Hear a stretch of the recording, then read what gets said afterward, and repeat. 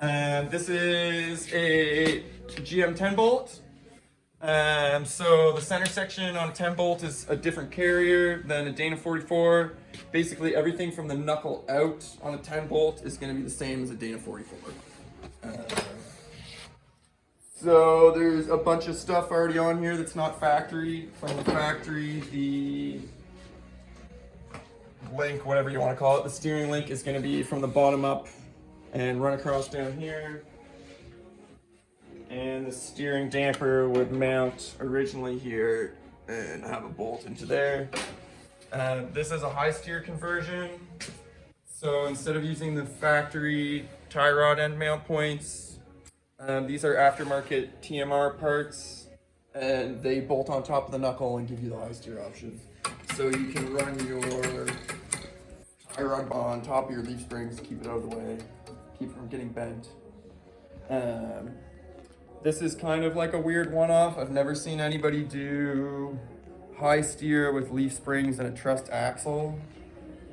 But whatever, when you're in the garage with a welder, you can do whatever you want. So right now what we're dealing with is moving the steering damper from the stock location to something that'll work with this high steer bar. And eventually there will be like full hydraulic steering on this, and this will get cut off too, and like a full cradle will get put on, but that's a lot of money and I'm not ready for that yet. Keeping it as budget as possible without being garbage essentially. So this is the factory little steering damper bracket.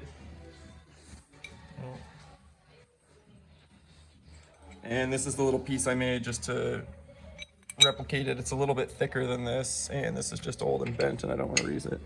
But essentially that's going to get cut off and shaved so it's not there anymore, and this bolt will just move up here. So this steering damper can bolt in here and get attached with a tube clamp to this bar. The tube clamp is also from TMR. It's another really nice machine piece. They do not sponsor me. I wish they did. They just are another Ontario company and they make really, really nice parts. And as far as stuff goes nowadays, they're almost considered affordable. So.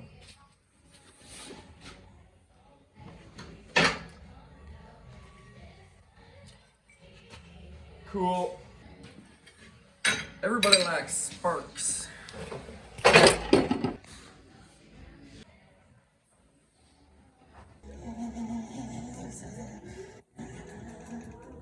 I'm recording, bro. Are you recording? Step number 1, take the guard off your zip wheel, because you don't need those.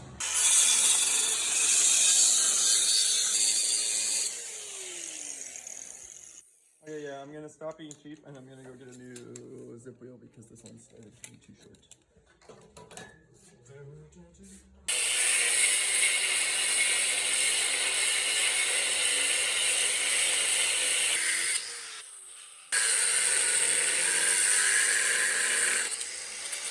Stoked. I was like, yeah, I can't wait to have old man hands, just the grizzled old man hands.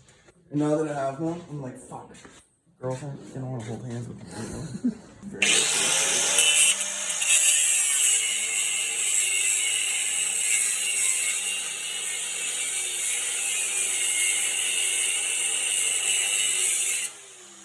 as much as I'm not worried about it, I would rather not put a big dick in the axle to it, so.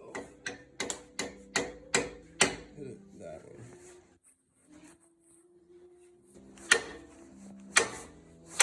Yeah.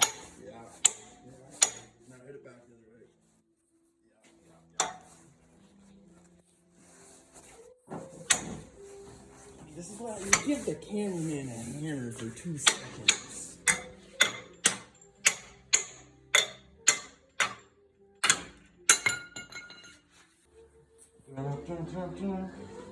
You know what? We'll do that now because I gotta grab the paint off these things. Free parts. You get nothing back in return. Oh, and this is a really good flap disc trick that one of my old bosses taught me. Smart dude, and I've never heard it anywhere else. A lot of people are really tempted to like put the pointy part of the flap disc in like that, and that's gonna leave like gouges and dips and stuff.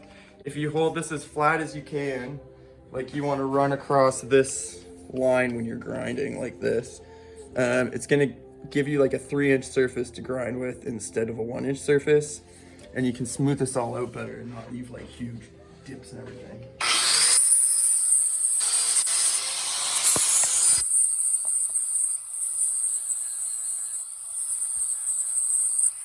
And then another trick for that is instead of going up and down, digging in like that, you hold it flat, you go back and forth this way until you get a nice smooth flat finish.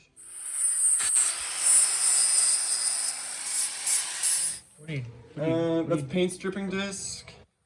It's really soft and kind of expensive. They disintegrate really fast, but if you don't want to gouge stuff up or you want to leave a really nice finish on stuff, these are fantastic. I buy the shitty Canadian Tire ones, but whatever.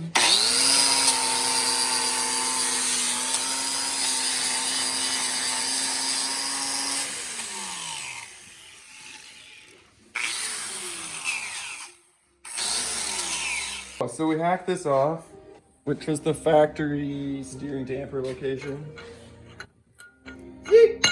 And I'll put some weld on that, smooth it all down, fill these holes. You won't even know. They're never gonna know. And then this is where the new one's going, the new mount. It's the same steering damper, it's just a factory shitty steering damper. Yeah, I don't know where the, there it is. This is why you always bring the magnetic trays with you. Yeah, kind of, but this goes on here. So I gotta notch this just so I can clear that weld, because I don't want to grind the weld down. Not that it matters, this thing's so overbuilt. And then the solid end will mount in here. And then if you look at it from like a top view there for a second, that's how it's gonna sit. And you're probably thinking like it looks crooked on this end of the steering damper, and it is, and I think it's too much angle on the bolt to use this rubber housing. I'm gonna put it together and see how much stress is on it. I might be able to get away with it. If I can't, you know, looking at it from this is getting cut off. Looking at it from this angle, you might be able to get away with it. It depends on how far the tube clamp sits out. If the tube clamp sits out this far, I'm fine. If it's in closer, this will have to get cut off and just have like a cheap pine joint welded on the end instead, which is not a big deal. The steering damper is just like an OEM replacement, and it was like 40 bucks or something like that. So to cut this off and weld like a spherical rod end style joint on the end in a smaller version, this is a 5/8, so I need a 1/2 inch. It's not a big deal. It would be like a $20 rod end and like a pretty easy modification to a stock park, just to like ensure that there's gonna be no binding and this isn't gonna wear out like immediately. Yes, sir! It's looking nice. Yo, while you're still filming, anonymous. Oh, that side has a logo on it too. Does anybody have one of those pizza places in your town where you've been going there like most of your life, and you may have had food poisoning from that place several times, but like for some reason people still go back? You don't really question it, you just keep eating it. And like waiting for that inevitable third time. And then maybe I'll stop eating the pizza. Don't show the box!